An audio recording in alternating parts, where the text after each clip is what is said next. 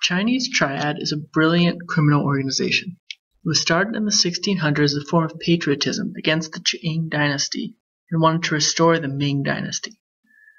They are broken into small, family-run gangs called societies that was initially heavily involved in the opium trade.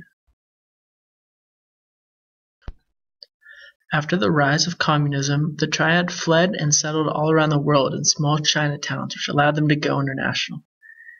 They only re-entered China in the 1980s as government control lessened and they were free to do their business. To recruit new members, initiation rituals were decreased and they shifted from a bonded group of criminals to a more business-centered crime organization. Triad recruitment is a ritualistic initiation that involves the sacrificing of an animal, followed by drinking of the animal's blood mixed in with wine. After that, incense is passed around, and the 36 oaths are recited, each one which is punishable by death. Today, the Triad is structured into small, independent gang-like societies. The four major ones, which are Wan Hop Tu, Wo Xing Wo, Sun Yi On, and the 14K. It is estimated that the top society has about 250,000 members.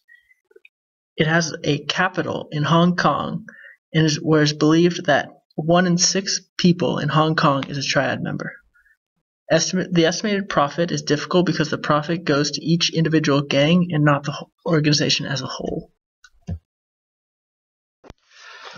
Most Triad members are tattooed with animals that represent their personalities. Most often there is one yin, or good, and one yang, or dark and evil. These balance out their personalities. The Triad deals mainly in drugs, illegal immigration, prostitution, gambling, and extortion. However, because of their vast network, they excel in smuggling people out of China and into the US. The Triad charges small villages extreme amounts to move one person who would later send money back to them. However, before they can send money back, they have to first finish paying off the Triad. However, with large interest rates, this basically leads to indentured servitude and slavery.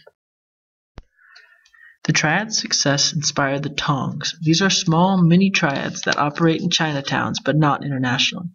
They are more focused on political rights, but also run small illegal operations, mostly gambling. The spreading across the world allowed them to be a model for globalization to other businesses. Furthermore, they revolutionized human smuggling in a way that created a less risky form of extortion. Some could consider slavery, and this allowed the Triad to make their billions of dollars.